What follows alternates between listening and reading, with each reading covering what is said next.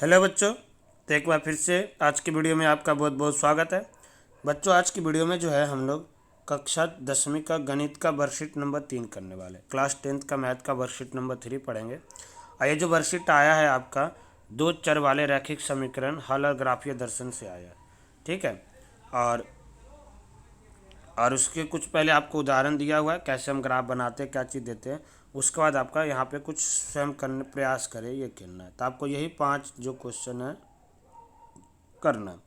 पहला जो था देखो बच्चों PQR, इसे एक ग्राफ पे प्लॉट करना है। मान लो जैसे ये ग्राफ है तो P का वैल्यू हमें क्या रखना है 4,0। देखो ये 4 0 लिखा हुआ है, इसका मतलब x का वैल्यू 4 है, y का वैल्यू 0 है।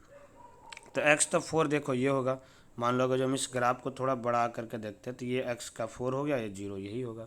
ठीक है।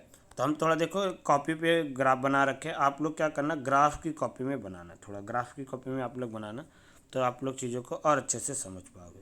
तो यहाँ पे ये हो गया 4,0।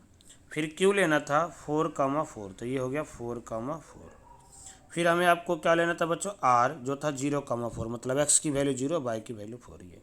और ये सबको ये बोला फिर मिला दो और कैसा डायग्राम बनता है। देखो यहाँ पे तो रेक्टेंगल दिख रहा है लेकिन ये डायग्राम आयत होगा। क्यों? क्योंकि यहाँ से यहाँ तक भी 4 है, यहाँ से यहाँ तक भी 4 है, यहाँ से यहाँ तक भी 4 है, यहाँ से यहाँ तक भी 4 है। तो सभी भुजा बराबर है, इसलिए क्या होगा एक वर्ग होगा। क्या होगा? प्राप्त, वही लिखना था कैसा आकृति है, तो प्राप्त आकृति का प्रकार वर्ग होगा। ठीक है, यह वर्ग है। आ रहा बच्चों समझ में? तो ये हमारा था क्वेश्चन नंबर 1। क्वेश्चन नंबर 2 जो था स्टूडेंट्स वो था कि पता लगाइए कि -2,1 समीकरण 2x + 3y = -1 का हल है या नहीं। इसका हल है या नहीं हमें ये पता लगा के बताना था। तो इसका मतलब क्या हुआ कि x के जगह पे हम लोग देखो 9th में किए होंगे, याद होगा -2 रखेंगे और y के जगह पे 1। अगर जो ये -1 में RHS है इसके बराबर आ गया तो आपका जो यानी कि हल है, यानी कि सही है। नहीं आया तो नहीं है। तब हम लोग देखेंगे इस समीकरण में वैल्यू रख के। देखो हमारे पास समीकरण है 2x + 3y - 1, हमें दे रखा है सॉल्यूशन -2,1। तो हम x के जगह पे क्या रख दिए 2 और y के जगह पे क्या रख देंगे 1 रखने पे। तो 2 × -2 फिर +3y मतलब 3 × 1। तो 2 को -2 से करोगे तो -4, -4 + 3 क्या होगा -1, इधर -1। तो LHS = RHS आ गया। तो उम्मीद करते हैं क्वेश्चन नंबर 2 भी आपको समझ में आ गया होगा। क्वेश्चन नंबर 3 जो था बच्चों मैं पूछ रहा था समीकरण -7x + 2y - 15 = 0 का अचर क्या होगा। तो अचर क्या होता है जो कांस्टेंट होता है, यानी कि -15 हो गया अचर। तो आप लोग लिखना देखो हम लिख रखे हैं वही पढ़ के बता देते हैं। ठीक है। तो आप लोग क्या लिखोगे बच्चों, आप लोग ये लिखना समीकरण -7x + 2y - 15 = 0 का अचर -15 है। क्या होगा? -15 होगा। ओके बच्चों। अगला क्वेश्चन था कि एक चर वाले रैखिक समीकरण के कितने हल होते हैं।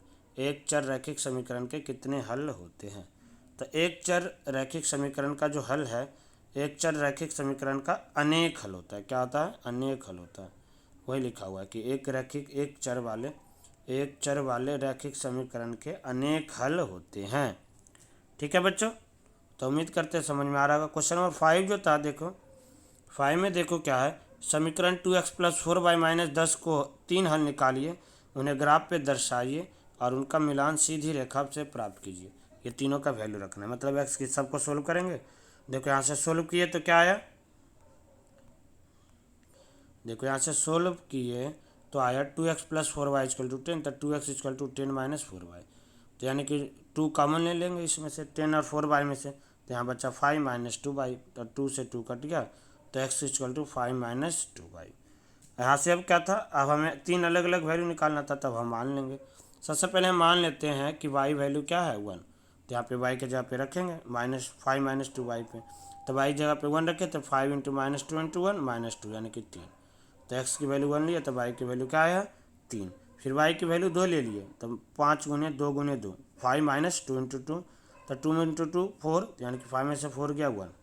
ठीक है। तो एक तो ये हो गया। थर्ड जो था y = 3, यानी कि 5 × -2 × 3, 5 में से 6 जाएगा यानी कि -1। x = -1 और y = 3 ये आ गया। तो इस तरह से 3 इक्वेशन हमारे पास आ गया। अब ये तीनों को ग्राफ पे प्लॉट कर लेना इस तरह से देखो। ठीक है बच्चों, ग्राफ पे प्लॉट करना उम्मीद कर शायद आपको आता होगा। ये देखो 3,1 हो गया, 1,2 -1,3 और एक सीधी रेखा आ रही है। इस तरह से ग्राफ पे प्लॉट हो गया। ओके बच्चों, आई होप कि देखो आज की जो वर्कशीट का वीडियो था आपको समझ में आया होगा और आप लोग चीज़ों को आसानी से किए होंगे। तो फिर मिलते हैं अगली क्लास में, जब तक आप लोग घर पे सेफ रहिए और सुरक्षित रहिए। जय हिंद।